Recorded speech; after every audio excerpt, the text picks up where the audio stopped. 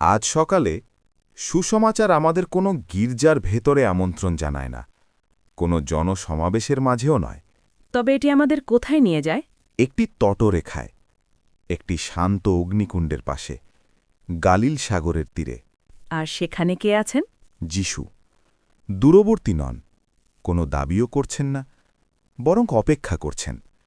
ঠিক এমন কারো মতো যিনি কেবল আপনার পাশে বসতে চান। কিন্তু সেই অগ্নিকুণ্ডের আগে একটি রাত ছিল। পিতর এবং অন্যান্যরা মাছ ধরতে যান। কেন তারা ফিরে গেলেন? যিশু তো পুনরুত্থিত হয়েছেন, কেন তারা সেই পুরনো জালে ফিরে গেলেন? কারণ তারা নিশ্চিত ছিলেন না, কারণ ভবিষ্যৎ তাদের কাছে অস্পষ্ট মনে হচ্ছিল। তাই তারা ফিরে গেলেন সেই চেনা জগতে যা তাদের কাছে পরিচিত। আর তারা কি ধরলেন? কিছুই না, সারা রাত ধরে কিছুই না। ফলহীন প্রচেষ্টা, ফলাফলহীন পরিশ্রম, আশা যা নীরবতার মাঝে মিলিয়ে যাচ্ছিল। আপনি কি কখনো এমন কোনো রাতের অভিজ্ঞতা পেয়েছেন? চেষ্টা করে যাচ্ছেন, নিজে উজাড় করে দিচ্ছেন, প্রার্থনা করছেন, আর তবুও হাতে শূন্যতা? হ্যাঁ, আমাদের সবারই এমন অভিজ্ঞতা হয়েছে। আর তারপর ভোর হল। তটে দাঁড়িয়ে আছেন এক ব্যক্তি। তারা কি তাকে চিনতে পারলেন? না, এখনও নয়।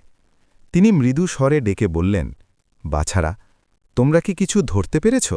আর তাদের উত্তর কি ছিল? না। তখন তিনি বললেন, জালটি অন্য পাশে ফেলো। কেবল এটুকুই? কোনো ব্যাখ্যা নয়? কেবল এইটুকুই। কোনো দোষারোপ নেই, কোনো সংশোধন নেই।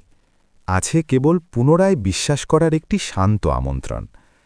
আর যখন তারা তার কথা মান্য করলেন, জালটি মাছে পরিপূর্ণ হয়ে উপচে পড়ল। কেন হঠাৎ করে সবকিছু বদলে গেল? কারণ কখনো কখনো পরিস্থিতি নিজে বদলায় না, বরং সেই পরিস্থিতির মাঝে উপস্থিত সত্তাটি বদলে যায়। র্যাটাটুই চলচ্চিত্রে এমন একটি চমৎকার মুহূর্ত রয়েছে। একটি কঠোর ভোজন সমালোচক একটি অত্যন্ত সাধারণ পাদের এক টুকরো মুখে দিলেন, আর হঠাৎই সব কিছু থমকে গেল। তিনি আর কোনো রেস্তোরাঁয় নেই, তিনি ফিরে গেছেন তার শৈশবে, এমন এক জায়গায় যেখানে ছিল উষ্ণতা, যেখানে তিনি ছিলেন পরিচিত, যেখানে তিনি ছিলেন ভালোবাসায় সিক্ত। কি বদলে গেল? খাবারটা? না, খাবারটি বরাবরই সাধারণ ছিল, কিন্তু সেই মুহূর্তে তা গভীর অর্থে পরিপূর্ণ হয়ে উঠল। ঠিক সেই জালগুলোর মতোই? হ্যাঁ, সমুদ্র সেই একই, জালগুলো সেই একই, কাজও সেই একই, কিন্তু যখন যিশু উপস্থিত থাকেন তখন সাধারণ বিষয়ও উপচে পড়া প্রাচুর্যে পরিণত হয়। তারা শেষমেশ কখন তাকে চিনতে পারল? আশীর্বাদের মুহূর্তে প্রিয় শিষ্যটি ফিসফিস করে বললেন, ইনিই প্রভু। আর পিতর? পিতর এমন কিছু করলেন যা ছিল অপ্রত্যাশিত। তিনি তো যিশুর কাছে ব্যর্থ হয়েছিলেন, তাকে অস্বীকার করেছিলেন। আমার তো মনে হয় তার বরং পিছিয়ে থাকা উচিত ছিল। হ্যাঁ, লজ্জা আমাদের ঠিক সেটাই বলে, যেখানে আছো সেখানেই থাকো, কাছে এসো না। কিন্তু পিতর লজ্জার কথা শোনেন না। তিনি ঝাঁপ দেন জলের মধ্যে, যিশুর অভিমুখে। কেন? কারণ ভালোবাসার শক্তি লজ্জার থেকেও বেশি। যখন তুমি যিশুকে সত্যিই চিনে ফেলবে, তখন ব্যর্থতার পর তুমি পালিয়ে যাবে না, বরং তার দিকেই ছুটে যাবে। আর তীরে পৌঁছে পিতর কি দেখতে পেলেন? কোনো বিচার নয়, কোনো প্রশ্ন নয়, ব্যর্থতার মনে করানোও নয়। একটি অগ্নিকুণ্ড, রুটি, মাছ, আরেকটি সাধারণ আমন্ত্রণ, এসো, সকালের খাবার খেয়ে নাও। এটা তো সত্যিই অপ্রত্যাশিত।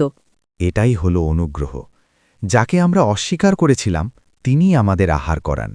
যার কাছে আমরা ব্যর্থ হয়েছিলাম তিনিই আমাদের সাদরে বরণ করেন। সেই পুনরুত্থিত প্রভু নিজেই খাবার প্রস্তুত করেন। আর সেই আগুনটা, ওটা তো বেশ গুরুত্বপূর্ণ মনে হচ্ছে। তা অবশ্যই। পিতর এক সময় আরেকটি আগুনের পাশে দাঁড়িয়েছিলেন এবং যিশুকে ৩ বার অস্বীকার করেছিলেন। এখন যিশু তাকে ফিরিয়ে আনেন, আবারও সেই আগুনের কাছে। কেন সেই স্থানে ফিরে যাওয়া? কারণ যিশু আমাদের ক্ষতগুলোকে এড়িয়ে যান না, তিনি সেগুলোর নিরাময় করেন। তিনি আমাদের ফিরিয়ে আনেন, আমাদের লজ্জিত করার জন্য নয়, বরং আমাদের পুনরুদ্ধার করার জন্য। তাহলে আজকের দিনে এই সুসমাচার আমাদের কি বার্তা দিচ্ছে? যখন জীবনটা শূন্য মনে হয়, আবার কান পাতুন, যিশু ডাকছেন। যখন আপনি দিশেহারা বোধ করেন, ফিরে যান, তবে একা নয়। যখন আপনি ব্যর্থ হন, লুকিয়ে থাকবেন না, তার করুণার দিকে ছুটুন। যখন আপনার হৃদয় ভারাক্রান্ত থাকে, মনে রাখবেন যিশু কাছেই আছেন, স্নিগ্ধ, এবং অপেক্ষা করছেন। আর আজ তিনি আপনাকে বলছেন, এসো এবং প্রাতরাশ খাও। যেমন আছো তেমনই আসো। তোমার শূন্যতা নিয়ে আসো, তোমার সংশয়গুলি নিয়ে আসো, তোমার অতীত নিয়ে আসো। কারণ এই আগুনের পাশে তোমাকে বিচার করা হয় না, তোমাকে পুনরুদ্ধার করা হয়। আর হয়তো আজ পিতরের মতোই আমাদের পেছনে ফেলে আসতে হবে সেই সব কিছু যা আমরা আঁকড়ে ধরে আছি। এমনকি সেই জালগুলোকেও যা একসময় আমাদের পরিচয় নির্ধারণ করত। এবং ছুটে যেতে হবে তারই অভিমুখে, কারণ শেষ দিনে যিশু আমাদের প্রাপ্তির চেয়েও অনেক বেশি শ্রেয়। আমিন।